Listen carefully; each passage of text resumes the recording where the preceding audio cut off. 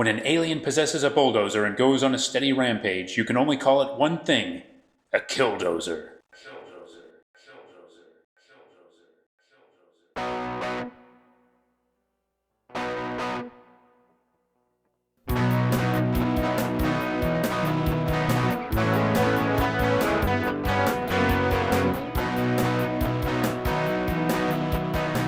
Battle of the Network shows. Join Rick Brooks and Mike Kogel as they explore the TV of the 70s and 80s through hand-picked episodes of their favorite and not-so-favorite series.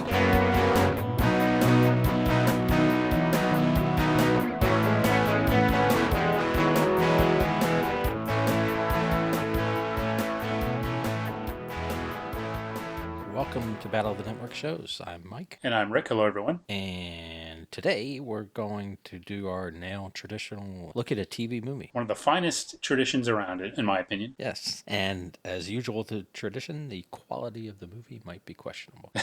Yes, an equally strong tradition. You know, as we've talked about in the other TV movie episodes, TV movies were a big deal in the 70s and 80s. They were sometimes a way to have pilots for potential series like Fantasy Island or another show we're going to talk about this season, but it seems like often they were just movies, a one-off story, and that's what we'll be dealing with here. Yeah, and also it seems like it was a way for, in a 3-channel universe, it was a way to introduce some more genres that weren't fully represented on TV at the time. Like many of the more memorable TV movies of the era happen to be horror movies or have some kind of supernatural element at a time when you didn't have cable networks or streaming services obviously devoted to horror. It would be a little bit more difficult for people to get their fix. Maybe you'd get sci-fi and horror movies in reruns like on your local movie station. And of course there'd be TV series, anthology series and things like that. But I think maybe a big part of the appeal of the movie week to many was, hey, here's a chance to see like a thriller or something that you wouldn't necessarily get on network TV at the time. That's a good point. So yeah, with Pray for the Wildcats, we had sort of I guess we could call that a thriller, at least portions of it. Yeah, we were on tetherhooks the whole time trying to figure out when the biking sequences would end. Yeah. And we were thrilled when they did.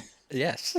So, and in this case, we'll be kind of doing a little mix of sci-fi and horror. Yes, and since you mentioned Pray for the Wildcats, a fine book called, I believe, Made for TV Mayhem, that my co-host and friend Mike actually gifted me, gets into TV movies, and I think towards the end, I'll share like one of the mini essays, what that author's opinion is on the movie, but near the beginning of the book, which is mostly like essays and thematic pieces, one person links Pray for the Wildcats and Killdozer, along with some other movies, as examples of sort of like, I think they described it as like sort of macho movies of the 1970s, men's movies about guys together dealing with, their issues and facing threats, and that. So I think it's kind of a coincidence that we are doing these so close to each other, but at least one source has thematically linked these two movies as well. Yeah, I can see that. I hadn't thought about that, but that fits. And I didn't finish listening to the commentary on this, the Blu-ray for this movie that we're going to talk about, but they did kind of compare it to like war movies and some westerns and things like that aspect of a group of men trying to deal with an outside conflict. Right, and in this case a group of men and only men, because there are no females on camera in the entire movie. Men and one machine. Yes. More than one machine, but one machine in particular. Although a machine that is referred to early on as a she, which maybe in the construction industry that might be tradition, you could conceivably refer to the title character of this movie as a female. I guess so, yeah. Okay. We'll count that. Okay. No female humans for sure, though. Right, yes. Other than one off screen and a couple mentioned in sort of remembrances of things past. So this is Killdozer. Killdozer! Yeah. It has an exclamation point in the title. It does, and whether it earns it or not, you'll have to listen to us to find out. Right. So it's based on I've seen it referred to both as a novella or a short story, but by Theodore Sturgeon, and it appeared in the 40s in one of those sci-fi pulps, and then reappeared in the 50s, and he was at least somewhat involved in the screenplay. The credits on that are a little confusing to me. And this movie was also adapted into a Marvel comic at the time, which I would like to see. Yeah, me too. I was just saying that. So the movie, I was wondering if the comic book, which I've seen the cover of the comic book and heard of it, but never actually physically seen it. I was wondering if it was an adaptation of the movie specifically, or if it was just another interpretation of the source material. I believe it's an adaptation of the movie. If it is, then I've got to get that comic book. The cover doesn't make it it look like that because there's a woman on the cover. But I didn't read this thing because I hadn't seen the movie yet. But there was a blog that had the cover in a few pages, and I did see a comment or part of the blog saying that the cover was like the biggest lie a Marvel comic cover ever told. Wow. Which is saying something. All right. But I mean, you've seen the Killdozer seems like slightly anthropomorphized on that, like an actual monster. Yeah. Which is not the case here, and I don't think in the comic itself that happens. But I could be wrong. But it is contemporaneous. Okay, let's make a pact because I'm going to make an effort to acquire this comic book, and I need to do it before everybody listens to this because we're, of course, going to drive up demand for it by featuring it on the podcast. You know, I've got to hurry because, of course, everybody listening to it is listening to it live as they hear it. Yeah. So I got to make it a priority and hope that I can get an affordable copy of that comic book because as soon as I saw this movie, I thought, you know, I got to get that comic book. Yeah, and then you have to take pictures of every page so that I can read it without getting sick to my stomach from it being, you know, old paper, not a bad comic. That ties in with my idea of the pact, which is to not bid against each other in obtaining this comic book, and I take it I have nothing to worry about there. Correct. Okay. But I like the pact, though. I agree to the pact. All right. A gentleman's agreement about a comic book involving murderous heavy equipment. So Theodore Sturgeon seems to be pretty well regarded as a science fiction writer, which yeah, I kind of wasn't aware of him, and yet he wrote two, I'm going to say my memory is right, one infamous episode of Star Trek and one famous episode. Does that sound right to you? I remember that he had written Star Trek, but I don't know which ones he had written. Well, he wrote Shore Leave. That would be the infamous one I'm thinking of. And then Amok Time, which is the Spock, the Ponfar Vulcan mating ritual episode. Okay. Which I feel like is one of the more remembered episodes. I would agree with that, yeah. And Shore Leave is the one where they go to a planet, fantasy planet, basically. Yeah. And Land of the Lost, but some novels and short stories was, I guess, an influence on people like Harlan Ellison. But I wasn't aware of him. No, I knew him as a writer of other things in other media, but I had never actually read any of his fiction. Are you familiar with Theodore Sturgeon's Law? I did read about that today. What is it? 90% of science fiction is garbage, but 90% of everything is? Something like that? Yes, exactly.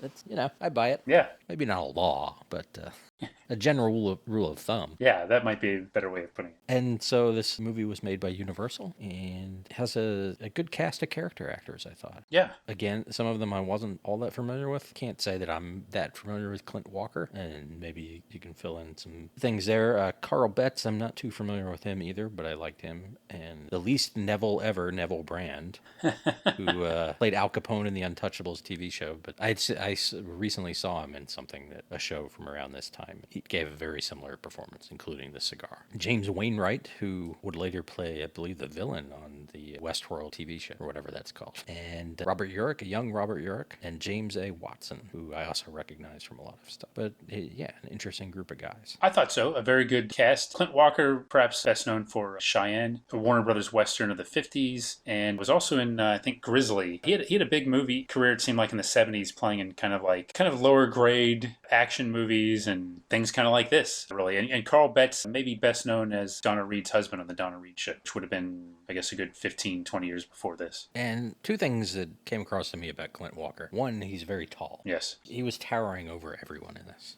So unless they were all short, he seemed tall, and he reminded me a little bit of Gregory Peck. Yeah, some of the vocal cadences and I could see that. I mean, he was definitely kind of a strong silent type. Not necessarily strong silent type, but just some guy like a big, just imposing, but not in a intimidating way, but just a naturally imposing kind of guy. And Neville Brand strikes me as an older version of G.W. Bailey. Boy, that's great. Yeah, I think you nailed it. That's totally the case. If you're from a different generation, you might want to say G.W. Bailey is a younger version of Neville Brand, but you nailed it there. I think that's really good. He was in a Western called, I think, Laredo, too, where he's more like this than he was Al Capone, if that makes sense. Yeah. So, yeah, this movie came out in 1974 and is available in a glorious 2K remaster from Kino Lorber on Blu-ray. Kudos to Kino Lorber, which is really making an effort to put out a lot of TV movies that they can get the rights to. They also did Pray for the Wildcats, and the Blu-ray package here has an interview with the director of the movie, an audio only. It has an audio commentary, as you mentioned, and mainly just a really good presentation of the original unedited source material. So good for them. Yeah, and the director, Jerry London, seems to have directed directed lots of TV and TV movies and miniseries. And this is a slight tangent, but given that they're putting the Kino Lorber at least, and Warner Archive was at least putting a lot of TV movies out, it seems like there should be more miniseries out like that too, or available. I agree with you. It seems like I think that got left behind a little bit. The time for that may have passed, and it may not be seen as feasible because it's probably more difficult to restore and market like a multiple disc thing than it is a one disc thing, unfortunately. But it does seem like, and especially on Blu-ray, the classic TV miniseries are way underrepresented. This guy directed Shogun and Chiefs, which are both were big miniseries at the time. Especially Shogun was huge. I mean, you could argue also that miniseries are underrepresented on this podcast. This is true, but I feel like that's such a weird gray area Yeah. for us, because we're either talking about a single episode of a show or a TV movie. Right. I don't know that I'd want to talk about a single episode of a miniseries. Right. Or even if we were to do that, it would be tough. I'd want to watch the whole miniseries in order to talk about it at all. Right. Which has its own challenges. But, And some of the bigger miniseries, of course, are like Roots that's like 12 episodes or something, right? Or is it 6? It might be somewhere in between, but it's a lot. Yeah, that's a lot. And some of them are smaller, like 3. But Now, granted, I'm someone who admitted on the podcast earlier this season that I've purchased 4 seasons of Alice and had watched all of them. So, maybe that doesn't hold water on my part. But yeah, it is an interesting aspect of television. Maybe we can get to it in some form someday. But it's kind of a fascinating thing. And a lot of people have kind of forgotten about some of those things. It was a big form of storytelling, especially like in our area. In really the late 70s. Yeah, again, we're talking about a movie and a miniseries. So, do we want to get into Killdozer here? I think we should get into Killdozer. Was there something that inspired our interest in Killdozer? Just before we started, I was trying to remember if there was something. I think it was just the way I recall it is that I saw that it was coming out on Blu-ray and thought, this actually looks kind of cool. I've never seen this, and then I mentioned it to you, and kind of the rest is history. I think it's just as simple as that. I think maybe seeing the Blu-ray release was coming out was what put it on our radar, I think. Okay. And Kino Lorber had a say. Oh, yes. Yeah, remember you sending me like maybe a YouTube clip of something. Yes. I think you and I bought it in separate sales too.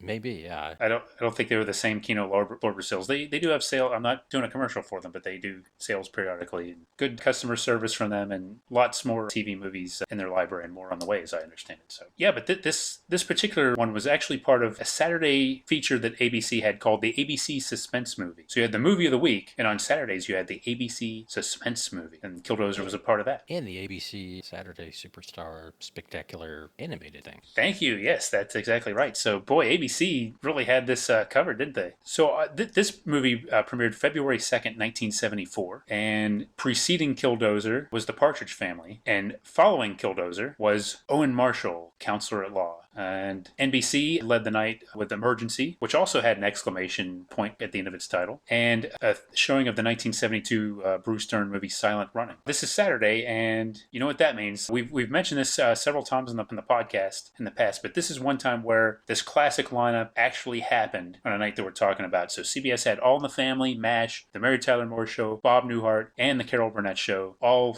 first run, all new programs. So I'm assuming that's what took the night. I don't know for sure, but that's what Killdozer was up against. Something maybe even as formidable as Killdozer would be that CBS Saturday night comedy lineup. Maybe everybody was like, I'm tired of laughing.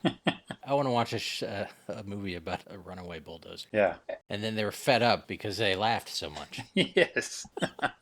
Interesting that the movie was sandwiched in between other shows. Yeah, and that this was like a regular thing as part of that time and that season. That 90-minute movie would be, I think, in that 8:30 time slot. Again, something else we've talked about that you never do now is leading a movie off at 8:30. It seems weird now, but right, or leading any dramatic, like being an hour and a half. Yeah, and then like you said, like followed by something else instead of just putting on at 9:30. But then again, they also had 90-minute TV shows. Not so much this time, but it wasn't too long before this. You had like The Virginian and some like The Name of the Game, shows that were actually 90 minutes on the regular series. And of course, yeah, I guess things like Columbo and those NBC mystery movies. Silent Running might come up in a couple weeks. Interesting. Anyway, Killdozer opens with the Universal logo. To me, the classic Universal logo, the one we know from the 70s. Yeah. And then it cuts to space, which is pretty fun. Yeah. A little bit of a light show and stuff, and then a meteorite, I guess, crashes. Well, we zoom in on an island. So again, we see Earth, and there's an island off of Africa, and it crashes on this island, and it's like glowing blue. And we don't know much else about it, but it's mysterious and spooky. And then we see this road crew from Warburton Oil Services. Some of the machinery, apologize for not knowing my heavy machinery, but I forgive you. thank you. We know one of them is a bulldozer. Yes. The movie seems to want to make an effort to teach us about the inner workings and levers of heavy machinery. This is true, yeah. So it tries to educate us in that regard, a little bit at least. And I know another one is a steam shovel, but I'm not sure what this deal is. But anyway, it gets stuck, and the boss of this crew, Kelly, Clint Walker, gets on the radio to look for the bulldozer, and then cut to Robert Urich and James Wainwright, so Mac and Dutch, and they're inspecting like this abandoned building. It's sort of like a barracks or something. And they find a pinup of Veronica Lake, who was, I think Dutch says, was cool before cool was a thing. Yeah. And like in that point, because they have a unique relationship, like he seems like just the older guy who's, taking this Mac guy under his wings. Like a mentor, yes. Yes. And by the way, I have this thing about the name Mac. I don't know if this has come up before. This Robert Urich, this character, that's when I hear the name Mac, that's what I think of. Like a guy like that. You think Robert Urich is a quintessential Mac? Yeah, like a Okay. Kind of muscly guy, like a construction worker or something. But I know a lot of Macaulay Culkin gets called Mac. Yeah. That doesn't fit the image to me. Mackenzie Aston on Facts of Life was Mac. Yeah, that doesn't Mac and me. Yeah. Doesn't fit. On the other hand, Mac on Night Court, Yes. that's pretty good. Yeah, exactly. I like what you're saying here. I agree with it. And Robert Urich is he young in this? I didn't look it up, but he just looks so young. I think, Lori commented on it. Just a baby-faced Robert Urich in this one. Yeah, I mean, he doesn't even rate the main cast. That's true, yeah. He's a co-star or whatever at the end. It was a little bit jarring not to see him in the cast at the beginning. Yeah. In the credits. So Kelly shows up and he wants them to get back to work. And this is a kind of recurring thing, I think, in this movie. Kelly's kind of all business. And not in like a mean way or anything. He's just like, we got a job to do, so get back to it. Yeah, he's not one of the boys. There's a distance there. Like he is the boss. Yes. And then we get some sweet bulldozing action. Oh, we sure do. We get right into the bulldozer. And it was my concern going into this movie. Would we have enough bulldozing action? Yeah. Would it be like Pray for the Wildcats where we almost didn't get any dirt biking? Or like the Venus probe, $6 Million Man, where we didn't really get any helicopter business? Yeah. But we got plenty of bulldozing. I'm glad you were rewarded. You risked a blind buy in that regard, buying this one, and Yes. I'm glad the movie paid off for you in that one. And I gotta say, we got a decent amount of killdozing. I think we did. Yes, I was satisfied. I got a little concerned for a while. It seemed like there wasn't going to be any killdozing, just general destruction and mayhem. But we got plenty. Yeah, I think the title is apt in this case. So and Yorick does have a cool line when he's getting ready to bulldoze. He's like, "Okay, sweetheart, destroy." Yeah. And he like totally destroys that building. And then he's digging and he gets stuck on that meteorite and climbs out and there's like a humming coming from the meteorite. And then Kelly's like, I'll show you how it's done. And while he's trying to move this meteorite, the glow's blue and then the glowing transfers from the meteorite to the bulldozer blade. And then Max screams and then the bulldozer is humming. Yeah. And this movie's underway. Pretty intense scene. Yeah, well, it's in a 90-minute time slot and the movie is about 75 minutes, so they have to get to it pretty quickly, I guess. Yes, they do. And then back at camp, we see Mac, and he's lying on a cot, and his face is all bloody and burned, and he's groaning, and the guys are upset, and like Dutch especially, and he's already blaming Kelly. He thinks Kelly wasn't supposed to be in the bulldozer. Why did this happen? He's worked up. I mean, I would be asking just like what happened too. Yes, because it certainly seems like a bizarre thing to happen, and it is unclear. Yes, and of course, as we keep getting throughout, like Kelly doesn't tell them all the information, so they don't know why his face is burned. They didn't witness this, whereas Kelly did, so he could have told them, well, something happened. But I guess, I don't know, he wasn't looking at him when it happened either, so maybe he did see what happened. He has a problem sharing information. Yeah, and there's not a transition scene like showing him, like bringing him into the tent and explaining anything, so that's just kind of left for us to wonder. The famous economy of storytelling by Jerry London. Yes. And then, we see Kelly's radioing for help. And I guess somewhere they mentioned there'll be a supply ship in a couple days. But he comes in the tent and Mac needs to talk to him and he wants everyone else to leave. And of course, Dutch doesn't want to, but he eventually does. And Mac, in his dying breaths, gives him a warning about the blue glow, and that it's in the bulldozer now, whatever it is. And then he dies. And this guy, Dennis, the Carl Betts character, is eavesdropping on this, so he has a little more information than the other guys. Right. But it turns out he's also a loner, so he's not necessarily sharing information right away either. And then we have a scene of Dutch telling Beltran is the other guy, about his friendship with Mac, and then Kelly comes out and delivers the bad news, but of course he doesn't deliver all the news, and you get a sense that there's more tension between Kelly and Dutch. Right. And then Kelly goes off, he's inspecting the bulldozer, and it seems very ominous right away that something's going on. I think there's this recurring thing of like the headlights coming on, and it looks like a face. And he gets in it to move it, and then the controls start moving on their own. And he cuts a fuel line and jumps out, or falls off, and he almost gets killdozed. Yeah, now, at this point, Mike, when he doesn't get killdozed, were you a little concerned about the lack of killdozing in the movie? I was Or was it too early? Well, I mean, I knew Clint Walker was a star, so I knew he wasn't going to get it. Yeah. And I guess technically Robert York got killdozed, but not in the way you think. So, yeah, there might have been some worry. Yeah. And there are only, 6 guys total? So I think so, yeah. Better get to it. You came here to see some killdozing. Yes. And the other guys are having like a funeral for a little burial on the beach for Mac. I guess it's a temporary burial, right? They're gonna, once they can leave the island. They actually think it might be a little cold, because Kelly actually says something like, well, they'll give him a proper burial when he gets back or something. Right now we're just keeping his remains safe, or I forget how he puts it, until they can give him do a proper job of it. Now, of course, he's not there, and they don't like that. Dennis is also not there at first, and so we get we do get the sense that he's an outsider. Now, that's true, and I personally didn't like the fact that Kelly wasn't there. He should have been there, in my opinion. I think throughout the movie, we're told that Kelly is an experienced construction supervisor or whatever, but his leadership is lacking in many ways, especially early on in the movie. I think this is an example of how he's just not connecting with his crew. He really should have been there. I agree.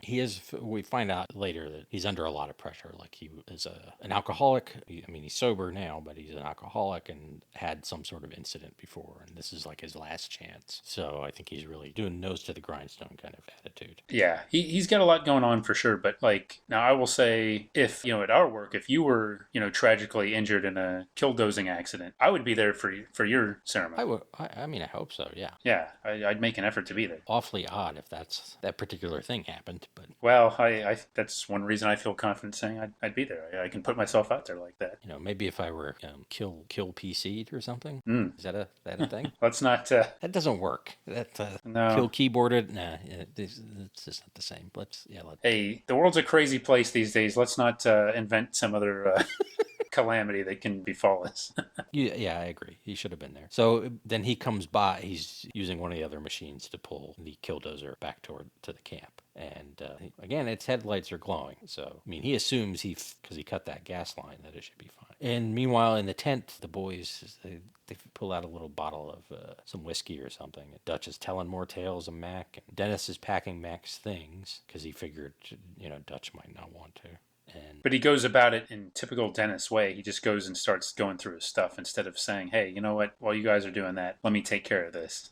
So it looks like he's just being a creep and going through his stuff. Yes. Yeah. Which includes a lot of science fiction books. Yeah. Which, that was a good touch, I thought, because it makes it less likely that they'll believe him. And then we learn about Kelly's past. And then there's a scene between Kelly and Neville Brand's character, Chubb. And he wants Chubb to check out the killdozer in the morning. And of course, they're not calling it a killdozer. Unfortunately, no. That's one of the disappointing things, isn't it? It is, yes. That would have been a perfect line for Dutch, who, over the course of the movie, sort of loses his mind. Yeah. He's like, it's not a bulldozer.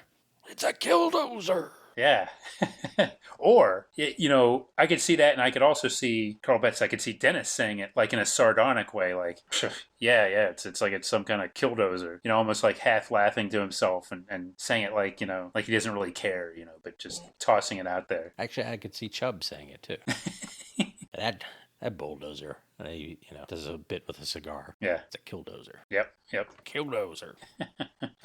Anyway, Kelly comes out outside Dennis is on his own, and he's pacing around. I think he smokes a cigarette. At one point, he just kind of tosses a rock at the at the Killdozer, and the Killdozer turns on and like moves the blade, and like Dennis doesn't see it, but he feels that it happened, and he turns around and he's spooked. Killdozer did not like that rock band thrown at him. No, don't mess with Killdozer. No. In the morning, Kelly's on the radio again, and Chubb is working on the Killdozer, and the Killdozer is, for lack of better words, watching.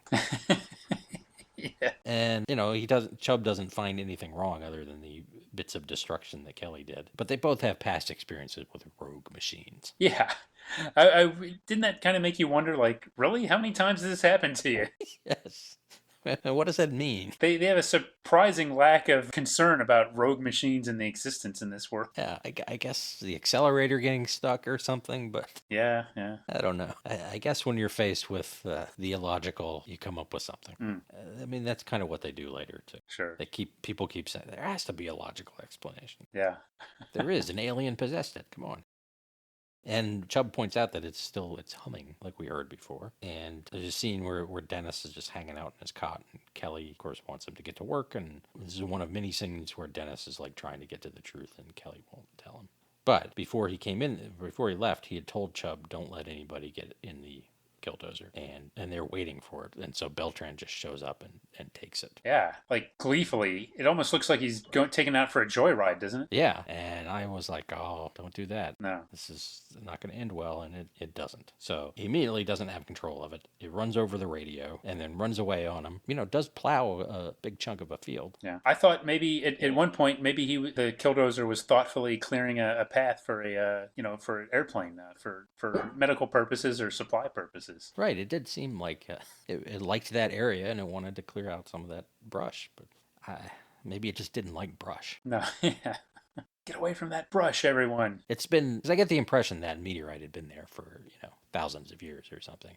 Maybe even millions of years. And they dug it up, Right. Okay, that's a good point, yeah. So maybe it just gotten tired of the brush. Yeah. Sitting there being around all that brush for thousands, millions of years. Stuff doesn't shut up. Yeah, built up a resentment. Wait a minute, stuff doesn't shut up. Well, I don't know. I mean... Do I have to worry about the brush, too? Yeah. Kill brush. Kelly chases in a Jeep, and then there's just a shot of like Dennis and Chubb watching this and leaning against boxes of dynamite. Yeah. And I think Chubb is smoking his cigar while they're doing that. Right, yeah. I think Dennis even gives him a look. Yeah. Like, really? Yeah. So Beltran bails out of the Killdozer and, is still getting chased by it. And then he crawls, there's a bunch of metal pipes lying around, and he crawls in one, and he gets killdozed. It's at this point when you realize what kind of movie Killdozer is going to be. That, people aren't going to make the best decisions. That not worry too much about, what would, quote, really happen if a murderous bulldozer was attacking people on a deserted island or remote island, because that really didn't seem like a good decision at all.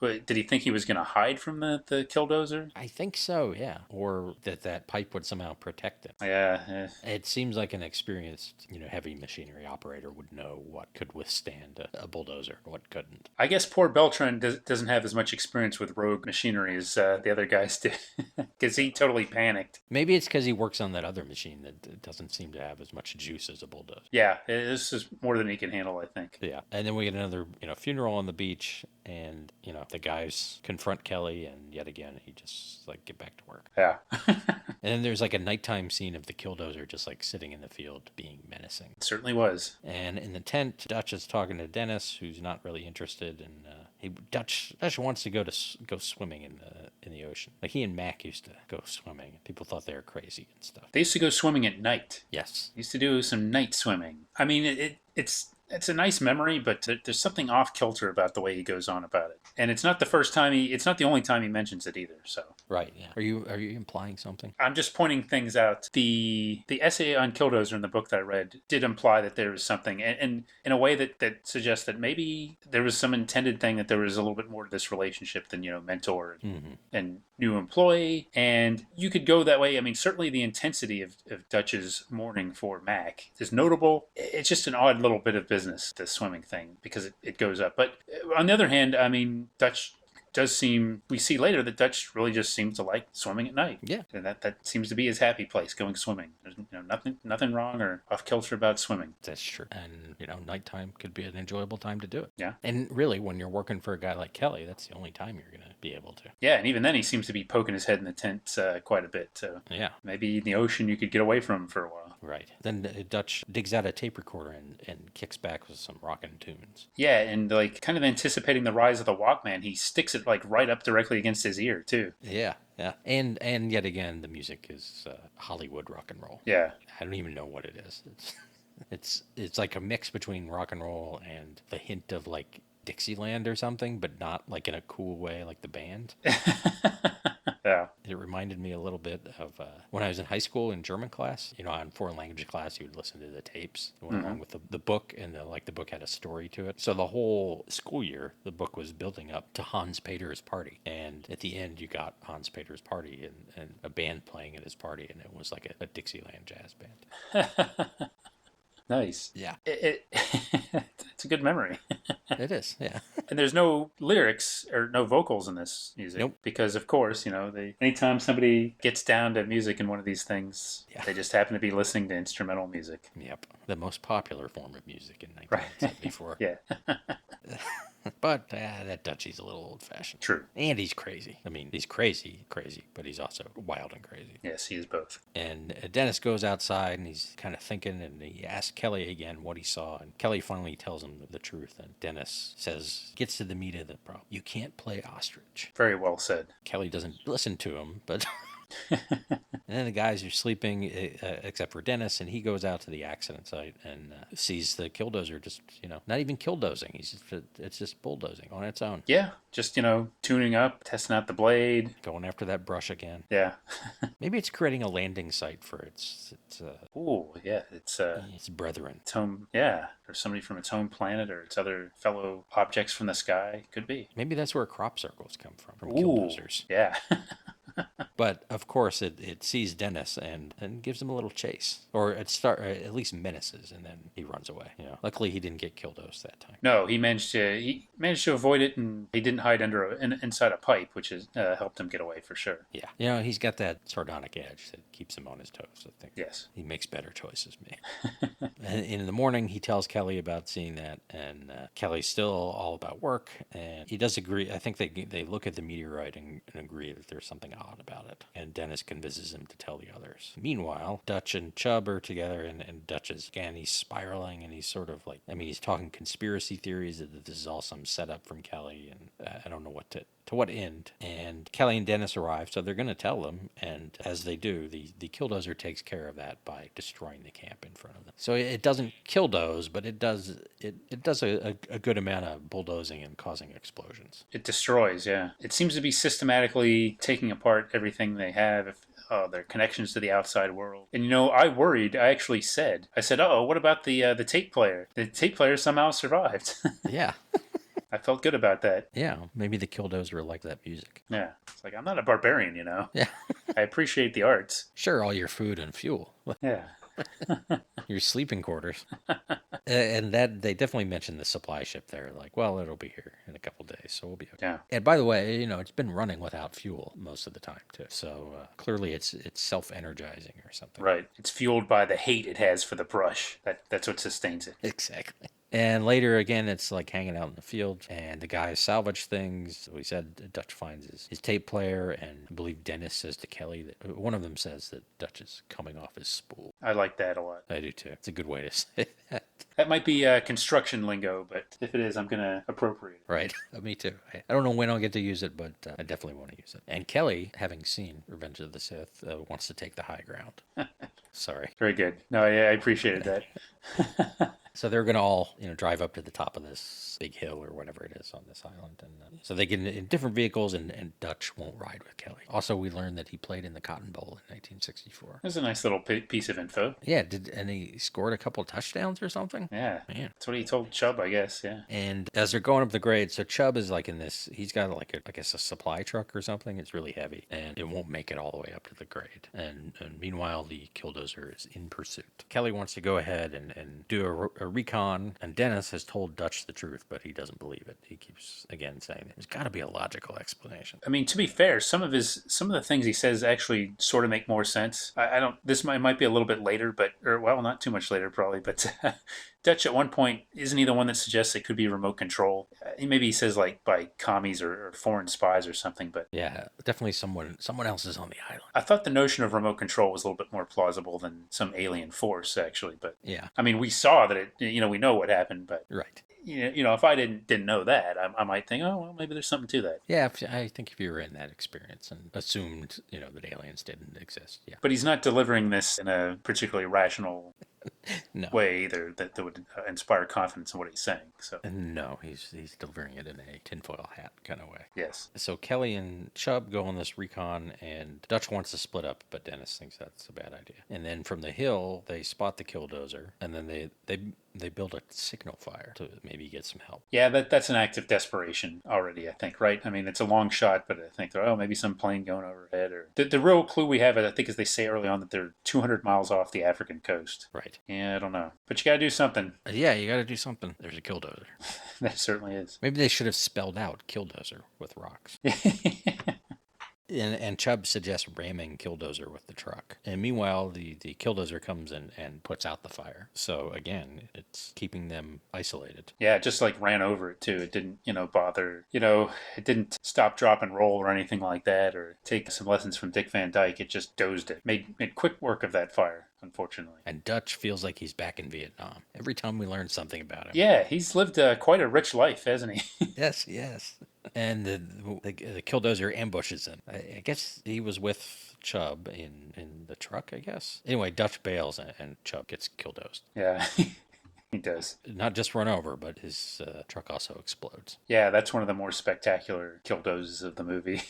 It's pretty impressive, I gotta say. Do you think his cigar caused the explosion, or? Yes, I thought they had laid the groundwork by showing him smoking around the explosives, and again that Jerry London touch. He established that early and then paid off a little bit later with a fantastic death scene for poor Chubb. So they bury him, and this time Kelly's there, and he and Dennis both say a few words, and Kelly and Chubb seem to have worked together before. Yeah, they had a bond that the others didn't of some kind. And the Killdozer watches them from above somewhere. And Kelly and Dutch are discussing matters, and Dutch is afraid. He doesn't want to die. And then while they're standing there, the Killdozer causes a little bit of a rock slide, and Dennis gets hit with a rock.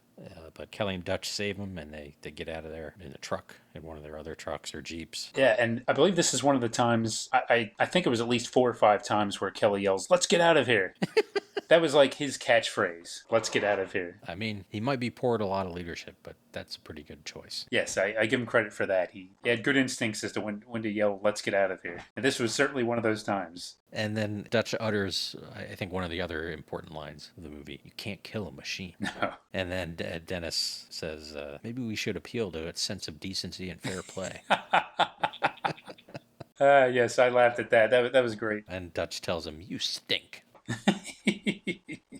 And Dennis explains to Kelly that pain makes him snide. Because, of course, he got injured. Pain makes him snide. Somewhere in all these conversations, Kelly starts calling him a sour ball. Yeah, I think that actually might have happened a little bit early when there's a scene where Dennis says to him, I think in a tent or something, he says, "Tell me about this blue light," and he explained it to me. He's like, "I'm not some piece of candy." And then he responds, yeah, you're a sour ball. And then he runs with that and starts calling him it with varying degrees of affection the rest of the movie. Right. Later at night, Dutch wants to go swimming again, and Kelly's trying to calm him down, and he even gives him some booze. So when they had the booze earlier, that was a big deal. Like, one, because Kelly doesn't drink, but two, I guess none of them were supposed to be drinking, but he gives it to him for medicinal purposes. Yes. Tells him to relax, and Dennis takes a swig too, but they step aside and talk. Dennis is like, if we survive, we're going to have to come up with some excuse. Deal with this. And also is like part of his sourball nature is like, if you don't care about anything and just move along, then you'll always be fine. Yeah, that's like his philosophy in life, to not care about anything and then just be a lone wolf. Yeah, and Kelly's like, yeah, but are you happy? And he doesn't have an answer. Touche, touche. And while they're having this philosophical discussion, Dutch is at some point yelling, "I'm going swimming!" Yeah, because he gets trashed. Yeah, and he drives off. I think he like empties the bottle after Kelly hands it to him. He drinks the rest of it. And there was a pretty good amount left in there too. Yeah, it was like almost a full bottle. And then he drives off and he comes face to face with the Killdozer. And the Jeep stalls and Dutch just gives in. He succumbs. Yep, he's just like, okay, this is gonna happen, and sure enough, he gets killdozed. He does. At least he can be reunited with Mac, maybe. Yeah, for one final night swimming session. but it wasn't an intense performance, I thought, but It was, yeah. because I think I'm more used to seeing him playing heavies and things. Right. So that just leaves Dennis and Kelly, and they run, and Dennis trips, and Kelly helps him up, and they get in the steam shovel, and then we have a heavy machinery duel. And again, Jerry London laid the groundwork for this, and the screenwriters, because they established early on that Dennis was like the best. Or Dennis said something like, "You'll never find a better shovel man or a better shovel operator." So he's the master of the shovel. That's right, and he's got Kelly there, like being a good leader and like coaching him through it too. Yeah, yeah. So this is what we've been building up to this to some point. We knew it had to happen. Dozer versus shovel, and as a kid, Mike, I wasn't big into cars and heavy machinery, but I might have some Tonkas, and isn't that something that we all played out as kids? That classic battle, shovel versus dozer. Who would win? You always wondered that, and there weren't enough movies or TV shows that gave you a definitive answer. Right, and I think even today they're probably like Reddits and stuff about that. Yeah.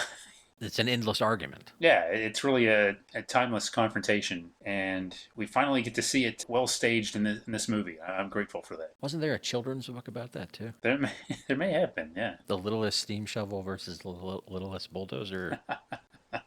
And they're pretty evenly matched. Of course, the Killdozer has this alien consciousness behind it, and the steam shovel has this team of Dennis and Kelly. He swipes off the exhaust pipe of the Killdozer, and then, again, using teamwork, he manages to set the scoop of the shovel right under the blade of the Killdozer, and they're just like up against each other. Yeah. Until finally, like the shovel line, one of the lines of the or the cables snaps, and they bail. It was quite a stalemate for a while, though. I was impressed with the work of the shovel. It was, managed to hold out for quite a while in that stalemate. Maybe too long from an artistic standpoint, mind you. But yeah, the shovel made a respectable showing of it. But ultimately, it just couldn't overcome the Killdozer. Well, now remember, before you're too critical, not only did they have to get the story across quickly because they only had 73 minutes, they also had 73 minutes. Yeah. Yeah, you're correct in that, yes. Anyway, Dennis is still hurting from his rock injury, and they're discussing this, and Kelly brings up what Dutch said. You can't kill a machine. They've got to kill the thing inside the machine. Whoa. Yeah, and Dennis is speculating, like, what, you can't do this, you can't put it in the electric chair or whatever. And then Kelly's like, well, maybe they could electrocute it. So they've got a generator, and they hook it up to what I believe are some bulldozer treads, and, they cover it up, and Kelly's going to lure the Killdozer there, and then Dennis will turn on the generator. And Dennis says, well, if it doesn't work, and Kelly, for the first time, I think, showing a sense of humor. It has to. It's under warranty. Yeah. Again, a little more construction humor for us. Yes. And then Kelly gets in the grater. I believe that's the thing that was at the beginning. There's a grater. So I did learn something. They kept referring before being dubbed by us the Killdozer. This was the D9er, right? That's right. What Kelly kept calling it. Yeah. And Kelly uses it to get the Killdozer's attention, and the Killdozer stops at the very edge of the trap, and then Kelly has to get out. He's got a crowbar, and he starts like taunting it, and hurls the crowbar and smashes a headlight, and we know the Killdozer doesn't like having things thrown at it. Not at all. I mean, that broke his eye. Yeah. The Killdozer he's peeved. Yeah. And it finally pulls into the trap, and they zap it, and it's making all sorts of weird noises and shaking and stuff as if it's in pain, and then the blue glow fades away, and there's no hum, and they did it. And Kelly and Dennis seem a lot chummier than they used to. It's like the end of Casablanca. Yes, It's also off the coast of Africa, right? Yeah, I often wish that Casablanca, which is my favorite movie, if it only ended with a freeze frame. Yes. Instead of a dramatic shot of people walking in the distance, it would be that much better. But it is it's the start of a beautiful friendship. I think so, yeah. Maybe even a new Macintosh. Maybe. And they're both glad to be alive. That's the important thing. That even a sour ball like Dennis. Yeah. Isn't he the first one to say it? And then, Kelly enthusiastically agrees and tosses his helmet in the air. Yeah, throws his hard hat in the air, and that's our freeze frame. Which I don't know if we've mentioned the awesome way that Kelly and Dennis at least had their hard hats tipped to one side through most of the movie. Like, they didn't wear it straight on. Kelly, in particular, favored, like, a little, nice little angle, which seems a little impractical, but stylish. That's a good point. I could see maybe tipping it forward some. I know some people wear, like, a baseball hat that way. Yeah. To even get more sun protection. But, yeah, I didn't pick up on that. That's a good detail. On your next rewatch of the movie, keep an eye out for that, because I'm thinking that there may be a thematic... There might be a suggestion that those two are more linked than they know at first, because they wear their helmets the same way, and that they therefore do have some common ground, even though it doesn't seem like it at first. Good point. Yeah, maybe that's a sign of a true experienced heavy machinery operator. I think you're right, yeah. It's kind of cool that they continue to wear hard hats through all this, too. Yeah, and well, I also say that Clint Walker benefits from it, and because his hair is a little distracting. Laurie did not like his hairstyle in it, but it was distinctive. I mean, he's got nice hair, but yeah, it's a little long. I'm not in the construction brotherhood and sisterhood, but it also seems a little out of place for that construction world, too. Certainly in that period. Yeah, so it distracted me a bit, but when he had the helmet, I had something else to be distracted by, the way he was wearing the hard hat, so. Let me throw this at you, because I think it has to do with his hair a little. One of the people on the commentary suggested that Clint Walker would have made a good Superman. I've heard that before, actually, and it makes sense. It makes sense. Clint Walker, like in the time when he was doing Cheyenne, Clint Walker, he might have even been a good Earth 2 Superman around this time. Yeah. But yeah, I could see that. Yeah, physically, he looked the part for sure. So, hopefully the ship shows up in a few days and they get rescued. It seems like a happy end, or not a happy ending, but at least they're going to go on. There's some affirmation and there's some redemption for Kelly, because also, he turned down a chance to drink earlier. It looked like he was going to just say, because even Dennis said, oh, come on, might as well. And it looked like he was going to, but, Kelly declined. And plus they've agreed that they're just going to tell the truth, tell it like it is, which good luck with that, but, Right, yeah, but I guess since they're glad to be alive now, their attitudes have changed. It's not just about, getting the job done. Yeah, totally. Now, what did you think about the ultimate end of the Killdozer? I will say that it wasn't quite as satisfying as I would have liked, but it's kind of a time-honored tradition in science fiction movies to have things be killed with electrocution. I won't name specific ones because I don't want to spoil them, but it seemed kind of like a weird thing to me. But on the other hand, what else were they going to do, really? I personally would have had them fail with electrocution and just, takes the dynamite and somehow blow it to smithereens. I really wish, or if somehow the electrocution would have led to it exploding. Yeah. I mean, really, that's the bottom line.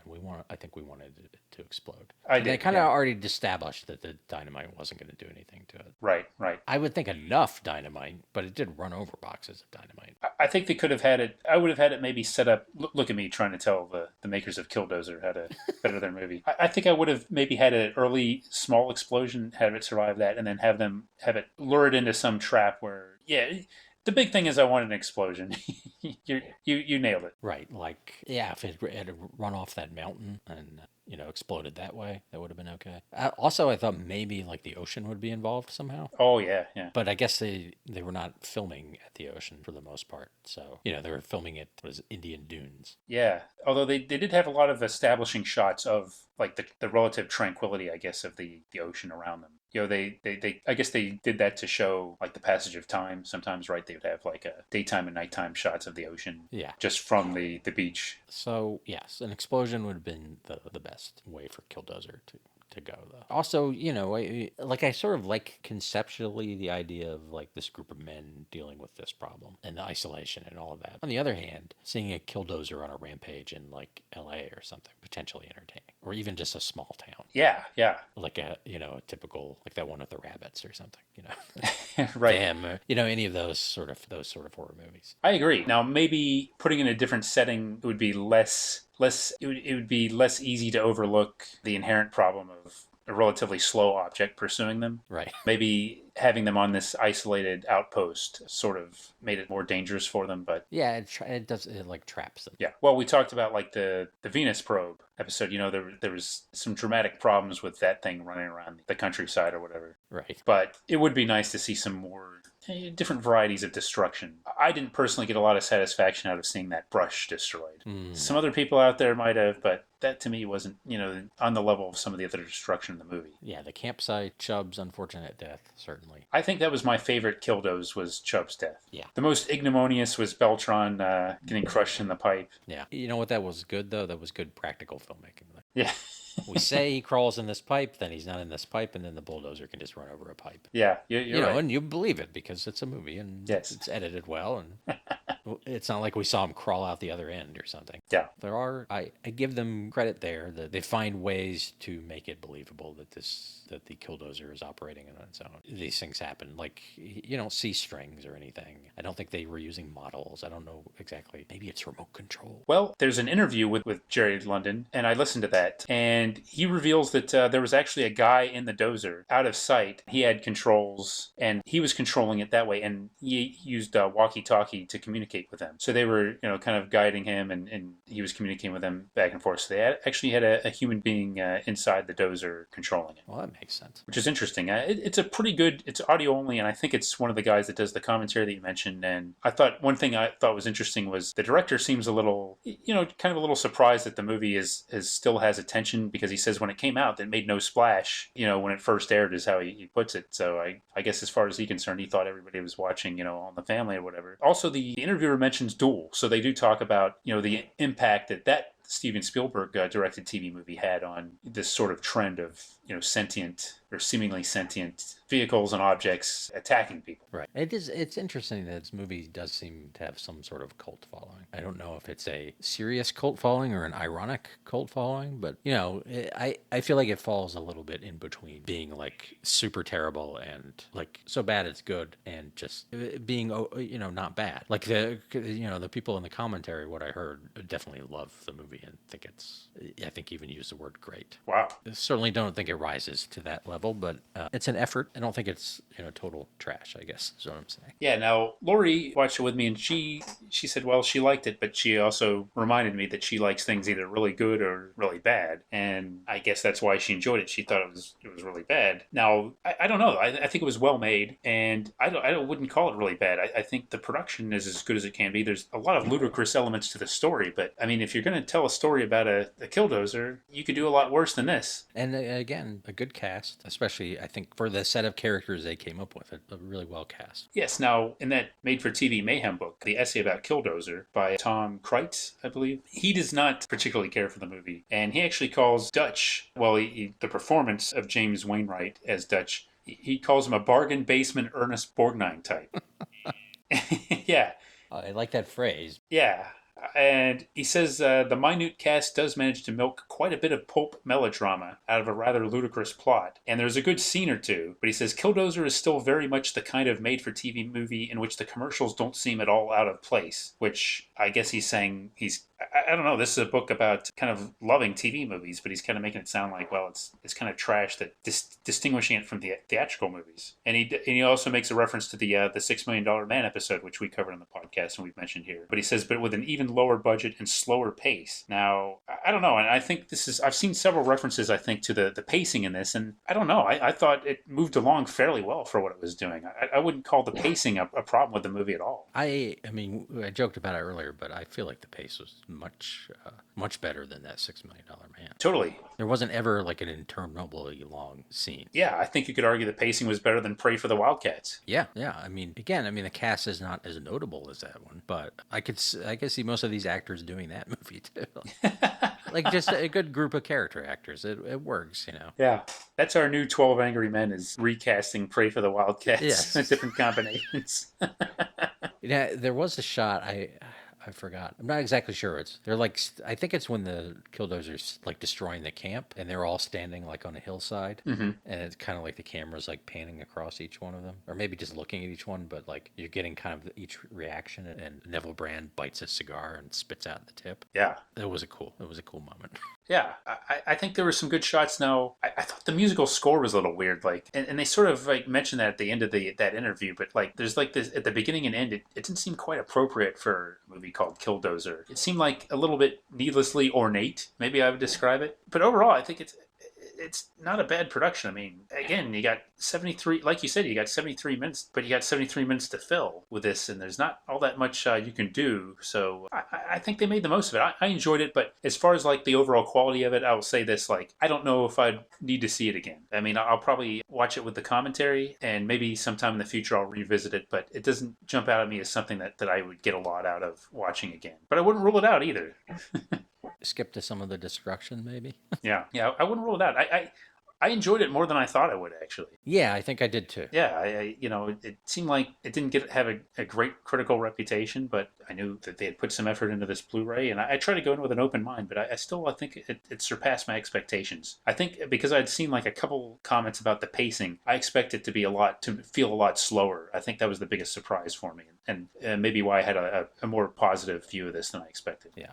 And Killdozer. It's Killdozing. That's kind of cool. Yeah, and trivia, we should. There's an indie band called Killdozer, and then I haven't been able to find it because I think it's rare. But another band that I like, the Young Fresh Fellows, did a song called "My Boyfriend Wasn't Killdozer." I think that's what it is. Oh, really? And of course, another band that you like, REM, did Night Swimming, which of course I'm assuming was based on Killdozer. Yeah, Michael Stipe, well-known Killdozer fan. Yes.